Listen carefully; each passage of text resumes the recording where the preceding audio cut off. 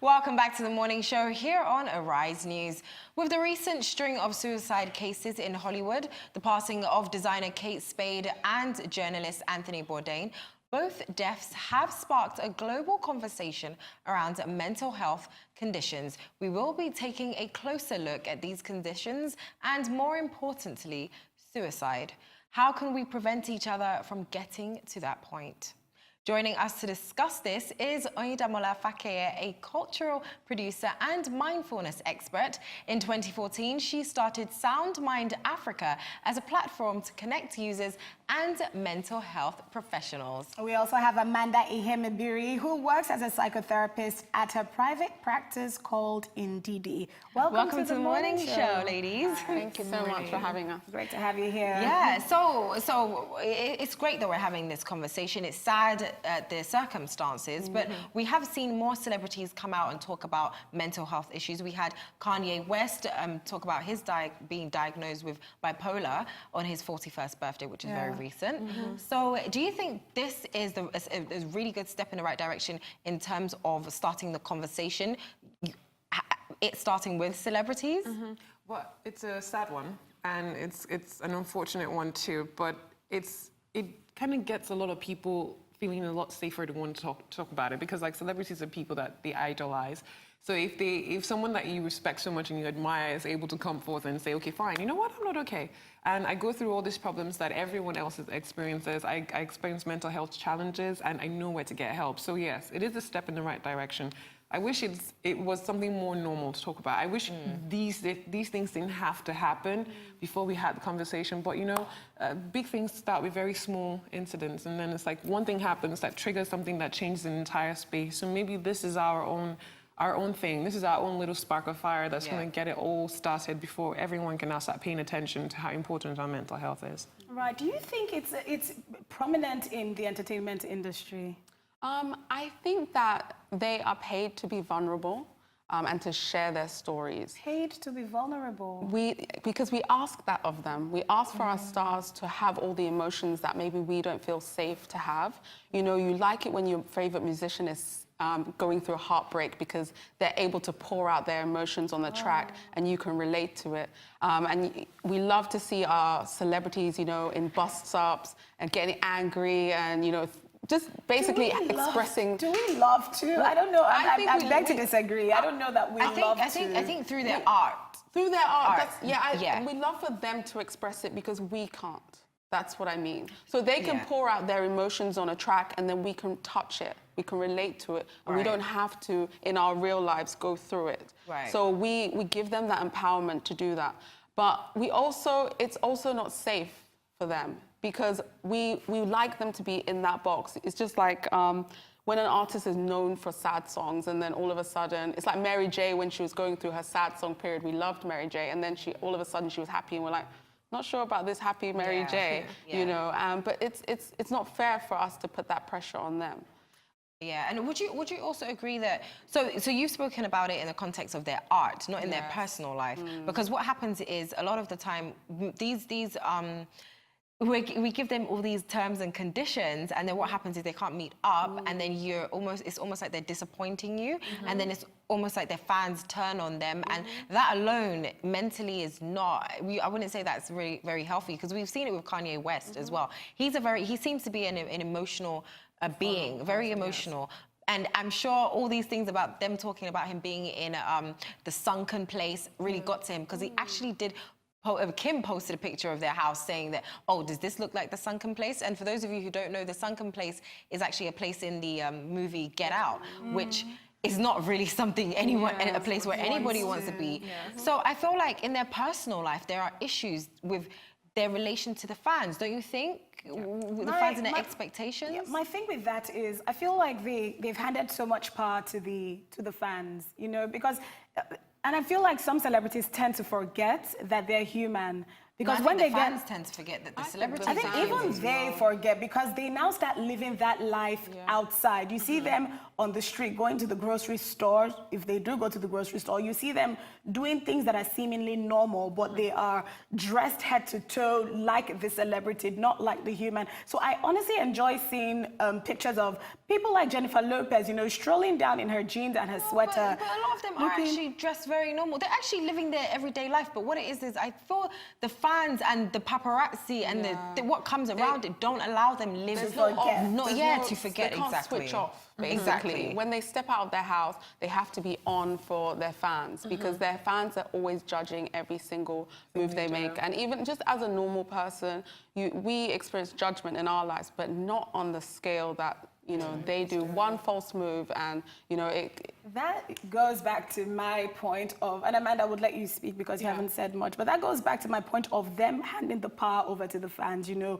I go to certain places now and I'm recognized. Steph, I know the same happens with you, you know, but I'm not going to hand that power. Like, I'm not going to be who you want me to be. I am me on TV right now and I will be me when I'm not on TV. So I feel like celebrities need to have that conversation with themselves, with their family, with therapists. How do you do that when that's where you make your money? You make your money performing. Yes, but then you perform to your fans. Yeah. So if you don't live up to that idea, you're losing your market. Yeah.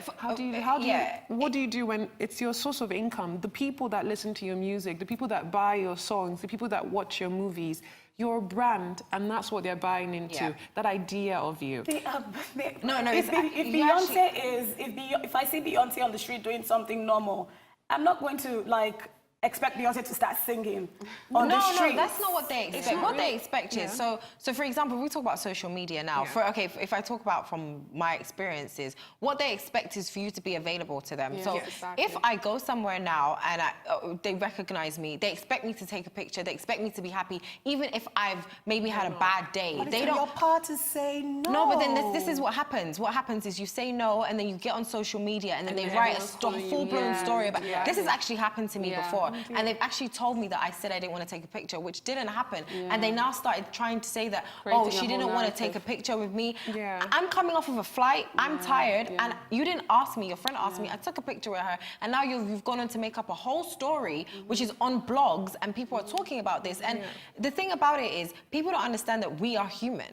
Like, the celebrity is still a human being. It's not the celebrity that doesn't understand that they're a human being. What happens is, the people they're surrounded by, in terms of fans, and even sometimes if you're not in the right circle, can make you feel like you can never be comfortable. You know what I mean? So there's this whole thing of you almost always have to be prepared because, seriously, if you go out and you're upset now and a fan asks you to take a picture, guess what's going to happen? That fan is going to hate you for the rest of their life. And also, another thing as well is that you're very grounded and you have a sense of identity. But not every celebrity has that. So that's what I'm saying. And when they're elevated, it's even more, it's heightened. So if you're not very sure, you're not very confident in yourself and who you are off the stage, then you're going to want to perform up to other people because that judgment hurts you just that much more. So I think it's more it's not really about celebrity, it's more about a personal sense of worth, sense of identity, which you have. And if you weren't on TV, if you were doing something totally different, you'd still have that. But here's the thing. Let's not make it seem like these people don't have identities because they do. The issue is the fact that they are constantly being penalized for doing things. Like when Davido had that case with the friend that died, they automatically wanted to throw everything on him because he was the star amongst everyone. So sometimes they don't even get the right to just be themselves. And thank goodness he was able to also clarify that because the police had already come out and said all these things against Davido. And if you don't follow up on the story, you will think, your last memory will be, before he has another hit, Davido was involved in a murder case, which is not what happened. But what happens is, especially with social media, there's so much information out now that people are not even able to react or act or say anything before information is just disseminated everywhere. Okay, Amanda, so let's talk. Easily. Let's hear what you have to say to this. What I have to say is like, when you compare, one thing I always say is like, I'm so happy that Nigerian celebrities do not have to go through half of what American celebrities go through. Because if you had cameras hounding you every day of your life. You're trying to walk somewhere and just have like click, click, click, click, click, click, click, click. You're getting to a store, trying to have a conversation, even have a private dinner.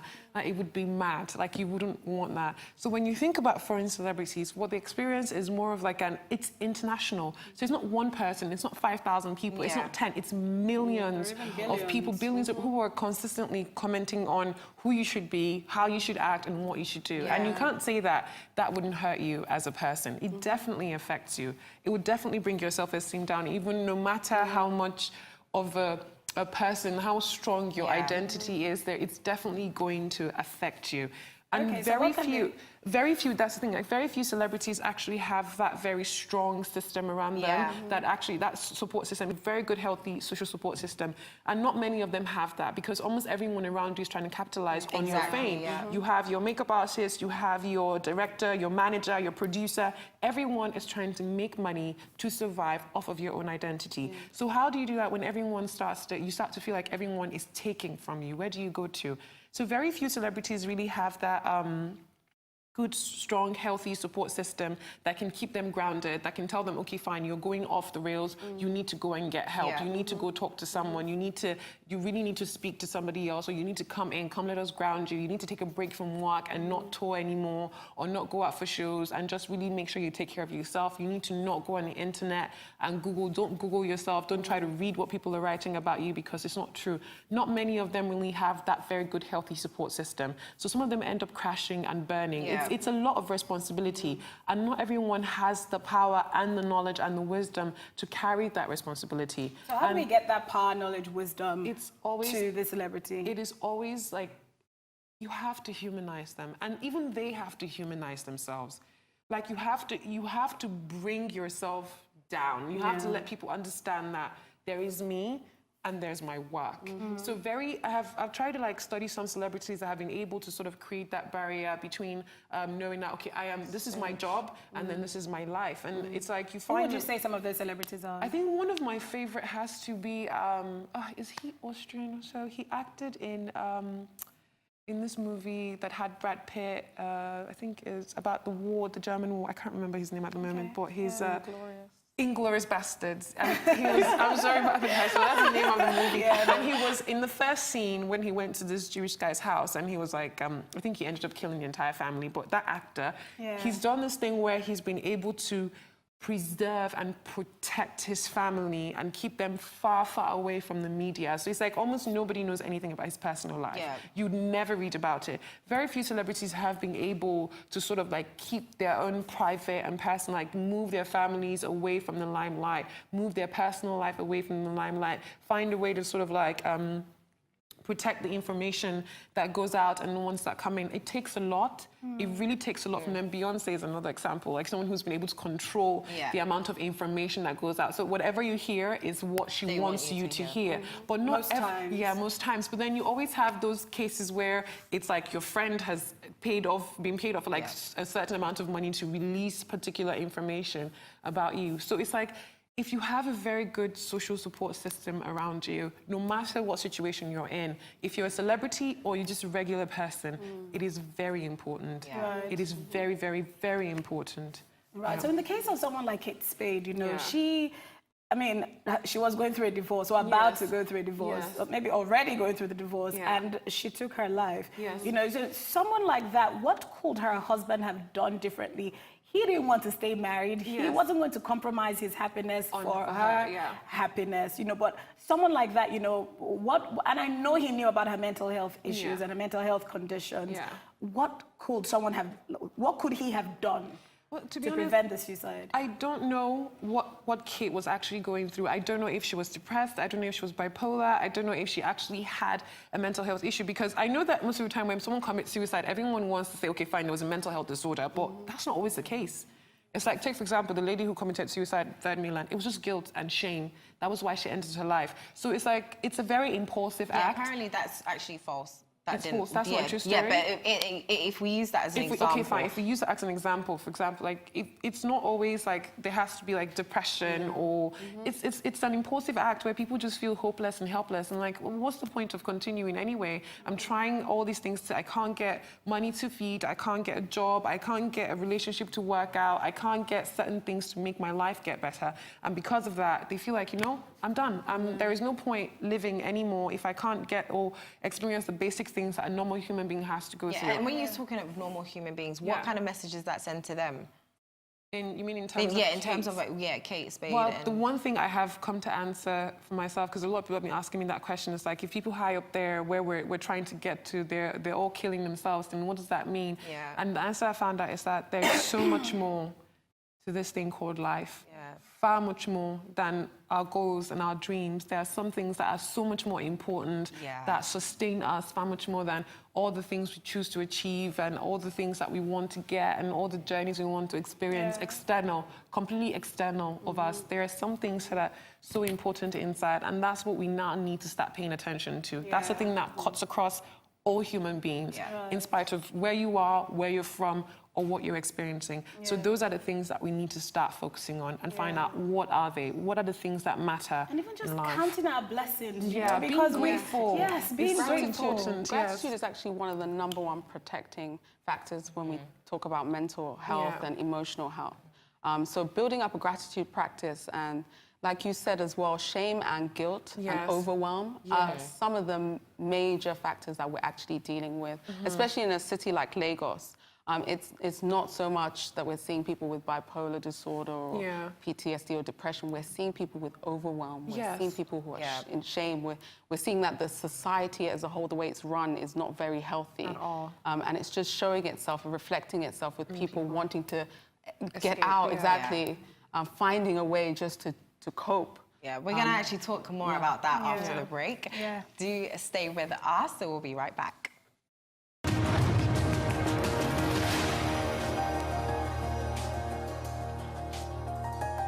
Welcome back to the morning show here on Arise News. We've been discussing mental health issues with our guests, Oyinda and Amanda. And so far, we've addressed mental health in the entertainment industry and managing depression as a celebrity. Welcome back to the morning show, ladies. Welcome back. So now we're going to talk about living in a mega city like Lagos, you know, and let's touch on every other city. Kate Spade lived in New York. Anthony Bourdain was traveling around the world, you know, city to city. I feel like fast-paced places take a toll on mental health. Trust, there are times I'm driving and I get to where I'm going to and I'm just drained. I haven't been running, I haven't been exercising. I've literally just been trying to get from point A to B and I just feel crazy. Do you know, I tell myself, I do this thing where I block out Lagos. Like I block out, and I'm conscious to myself, Amanda, because when you're a therapist, it asks you to be very empathetic. So like your empathy levels are really high. So I could be around somebody and you don't even have to tell me what your problem is, but your energy, I can actually feel it. Like I can tell, okay, you're choking, because I start to feel choked as well. So sometimes I tell myself, Amanda, whatever you do not tune in into the energy of Lagos or you're going to die, literally, because you would get so depressed. It's a very, very, Lagos is in so much pain. Yes. Like it is in pain. It is in a lot of dark pain. And you see all these people suffering, and I'm like, I know you're in pain. So stop pretending to be okay. Because even if nobody else can see it, I can literally see you. How do you do that? How do you tune out of the energy of Lagos? You create your own world around yourself, and then you block it. You have to block it. So you have to create barriers around yourself and your mental blocks. So no matter what people bring at you, you have a filter to like filter everything out. You have to have that filter. If not, everything is going to eat you and get into your being. Okay, I'm really trying to make this as practical as possible for the viewers. So now, you're driving. Yes. I'm always exactly. using driving. The Danfo driver, the Okada, the Keke Napep, everybody, there are people begging, hitting on your window, trying to clean your windscreen, all of that. What does Toya do? People insulting you. People insulting you for absolutely no reason. Do not react with the way, do not react to what they're doing. Give love. Yes, that's it. That's the best way. You use the right word, it's reaction. A lot of what we do in Lagos is we react. You know, I used to have road rage. Like, I remember the first time my brother was in the car with me and I just went at the person and then I went, oh, sorry. Because I'm not like that in real life. And he just like burst out laughing because he's never seen me like that. Yeah. And I used to have terrible road rage. And then I just thought about it and I just thought, Oyinda, it's not really affecting them, it's affecting you. Exactly. And then I started having a new mantra, I will not die in traffic. I will not die in traffic. I had to keep saying it to myself. I thought, no, it's really not that serious at the end of the day. If someone cuts me off, then, you know, they cut me off. They've cut me off, so what? I'm still moving ahead, you know. And I think it's having that, okay, and then what kind of attitude. So, and I think that's what I learned a little bit as well with mindfulness, is that just taking that pause. Because sometimes we don't pause and we react, and something happens, and something, you know, dangerous. Seconds. Yes. Yeah. But you really do have to give it to people living in Nigeria, and especially in Lagos, because if you think about it, some of these people are working jobs that are very long hours, and they're sitting in traffic for a long time, and then they're also sleeping without electricity, which means they're probably sleeping in heat. And then it's a cycle they do every day. They wake up in the morning, they probably haven't had enough sleep, they've slept in heat, they now enter the car, they're in traffic, or they're entering the bus, and it's just chaotic. It's like chaos building on chaos. How can you?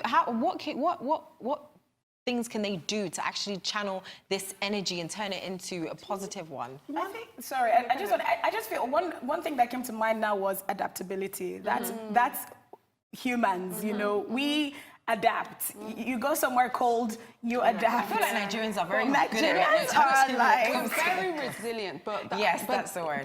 But we push ourselves because we know we're resilient. We still keep pushing our boundaries. But like Amanda said, Lagos especially, I remember when I read the statistics that Lagos was the 3rd most stressful city in the world. Yeah. And the 2 cities above that were cities that had just experienced civil war. Oh, you know, wow. So when we talk about insecurity and we talk about, you know, just being like, on edge, you know, and that's what we're doing, and we don't have enough sleep, and, you know, we have to get to work at, you know, we leave the house at 5, we come back at 10, we're not seeing our families, we're not being paid enough, you know, or we're in environments that are not healthy. That's when we now do start seeing these issues of like mental health issues, emotional health, emotional illness, sorry.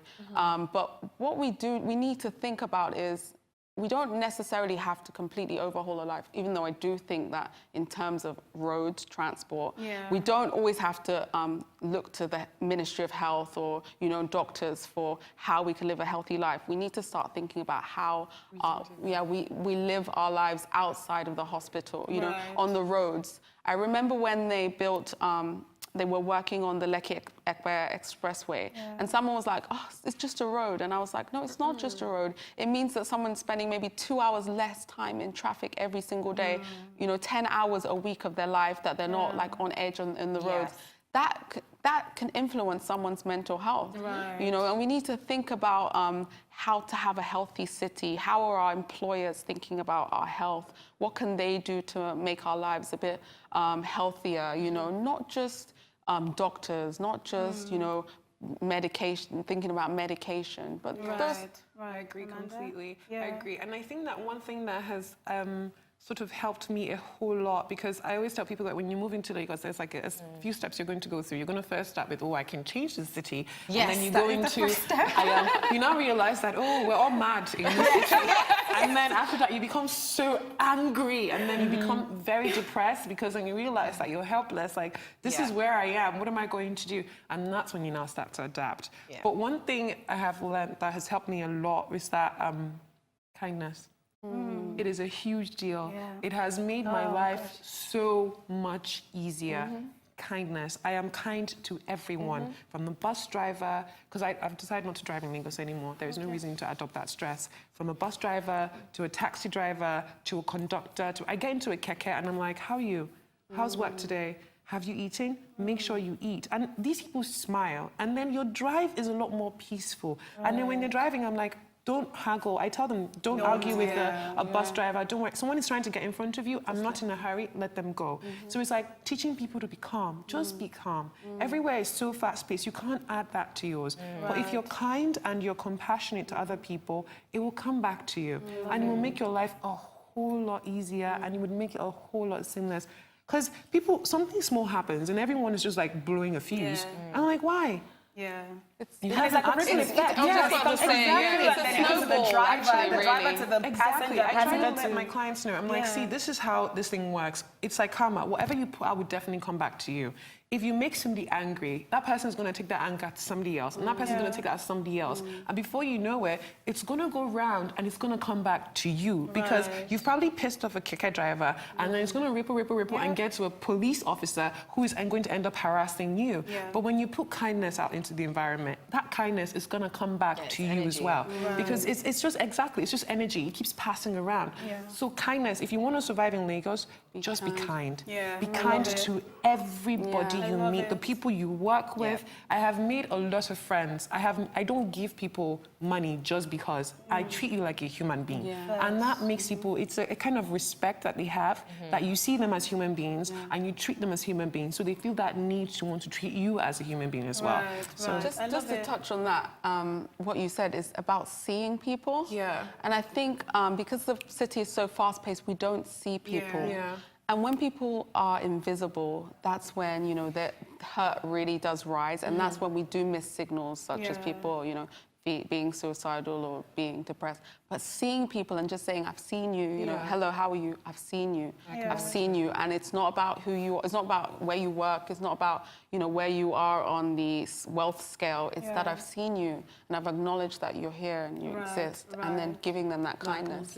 One thing that you guys didn't add, which I would add, is taking a break from these fast cities. Oh, you know, 100%. when you can go to a Lumo Rock, you don't have to leave the country. Go travel. You know, like it will help your sanity. It will keep you sane. I go to Ibadan because I have to do work as a photographer as well. So I travel to Ibadan to shoot, and it was until recently I realized that, oh, this is actually my little vacation from Lagos. Like, and Ibadan is so it's peaceful. It is. It's so calm. It is so calm. So it's like, oh wow. So this is what calm looks like. It's not Nigeria. It's actually mainly predominantly Lagos. It's just Lagos. You go to Abuja, go to Abeokuta. It's very calm. Even Abuja, that's a bus. Listen, kind of bus. I think that Abuja is like an introvert and Lagos is an extrovert. Exactly. So anytime I touch down in Abuja, I'm like, Yeah. You know, and then Lagos, like, okay, back to the grind. And the thing is that, I mean, I realize now how lucky I have it. When I moved to Nigeria about 10 years ago, and I realized that I used to build in time to travel, and I felt I was pretty on top of my like emotional, mental health. And then I spent an extended period here, and I started, you know, feeling the irrational things. And I didn't tie it into the fact that I hadn't taken a break. I took a month off, and everyone's like, you look different. That's what always happens. And then I was back and ready. And I think, it's about taking breaks. But you can take breaks even in the city. There are lots of places, like if you can get outside in the environment, you know, go to a park or for instance. I think that's awesome. It's been amazing talking to you, ladies. I've learned so much just talking to you, you know. Definitely kindness, you know, we have to be kind, even to people who drive us crazy every day. We have to be kind. Fans realize celebrities are humans. Celebrities realize you're human as well. You don't have to really do anything for the fans and so much more. Thank you so much, Amanda. Thank you, Oyinda. Thank you so much. And that brings us to the end of the morning show today. Thank you at home for watching. From the entire morning show team here in Lagos, all that's left to say is enjoy the rest of your morning and, of course, the rest of your day. Goodbye.